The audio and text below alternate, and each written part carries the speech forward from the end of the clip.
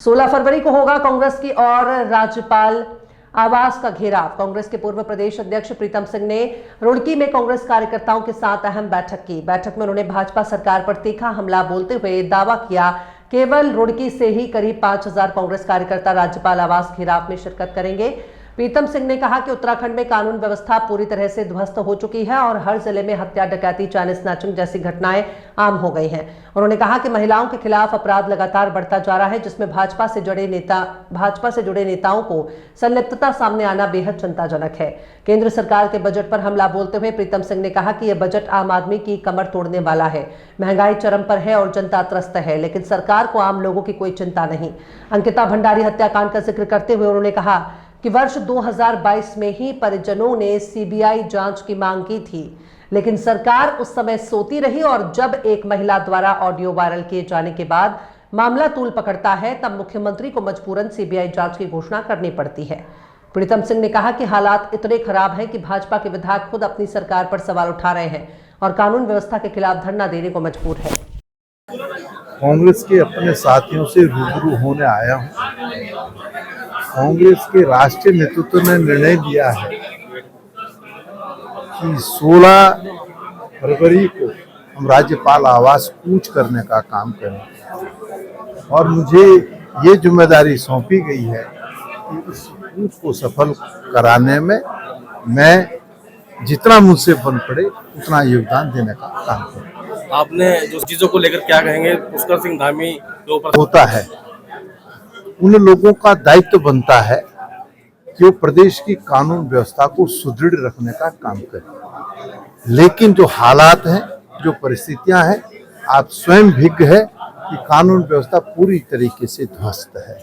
आए दिन हत्याएं हो रही है, डकैती हो रही है, चैन स्नैचिंग हो रही है, महिलाओं पर जो अपराध हो रहे हैं और जो अपराध महिलाओं पर हो रहे हैं उसमें भारतीय जनता पार्टी के नेता संलिप्त हैं। तो कानून व्यवस्था तो पूरी तरीके से ध्वस्त है, फिर क्यों ना प्रश्न हम करें। अंकिता भंडारी हत्याकांड आपके सामने, और सरकार समय समय पर स्टैंड बदलती रहती है। और कहना चाहता हूं, मुझे कहते हुए कोई संकोच नहीं है, जिस तरीके से पुलिस प्रशासन के माध्यम से अवैध वसूली हो रही है वो सबके सरकार सीबीआई जांच करने वाले नहीं। देखिए, अंकिता भंडारी हत्याकांड में 2025 दिसंबर में एक महिला ने ऑडियो और वीडियो के माध्यम से इस बात का दावा किया कि अंकिता भंडारी हत्याकांड में वीवीआईपी शामिल हैं।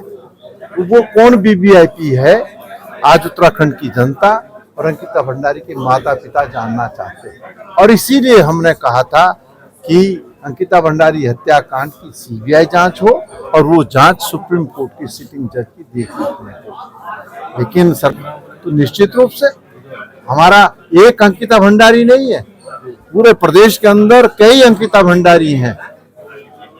उन पर जिस तरीके से अपराध हो रहे हैं, तो उन अपराधों को लेकर के हम जो है राज्यपाल आवास कूच भी करेंगे और सदन आएगा, सदन में भी हम प्रतिवाद जी।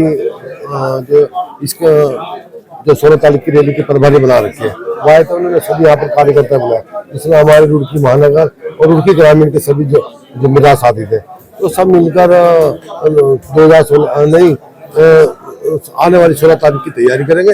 और यहाँ क्योंकि राज्यपाल का घेराव, हमें बड़ी तादाद में वहाँ पर हमारे कार्यकर्ता पहुंचेंगे, जिससे जो आज प्रदेश में हाल बेहाल हो रहा है, चाहे अंकिता भंडारी हो, चाहे अभी कोर्ट द्वार का मामला हो या महंगाई हो, आज जनता त्रस्त हो चुकी है। तो इसलिए हम सब अपने कार्यकर्ता हम सभी गाँव में जाएंगे और अपनी रुड़की ग्रामीण क्षेत्र भारी तादाद में यहाँ लोगों को ले जाने का काम करेंगे। अब ये देखो आपके सामने जो मेन मुद्दे माने महंगाई, रोजगार या और बहुत से मुद्दे हैं जो उन्हें भटकाने के लिए ये मान्य सिंह साहब कहते हैं लाल चद्दर, पीली चद्दर, तो ये ठीक नहीं है। अरे जो आपने जो वादे किया था, आपने जब चुनाव हो रहे थे आपने बड़े बड़े वादे किए थे कि हम महंगाई कम करेंगे, युवाओं को रोजगार देंगे, किसानों की आय दुगनी करेंगे।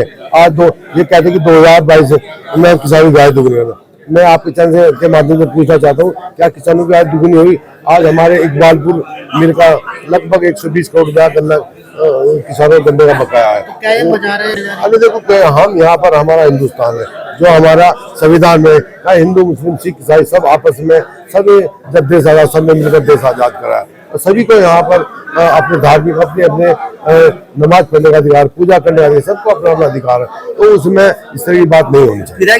तो जो महंगाई और जो आज हमारे प्रदेश में माहौल खराब हो रहा है इसका मुद्दा, और रोजगार जो आज हमारे युवा बेरोजगारी से तरस है, तो और काफी मुद्दे हुए जो आने वाले 16 तारीख को जो उसका देहरादून कूच करें और भारी तादाद में कूच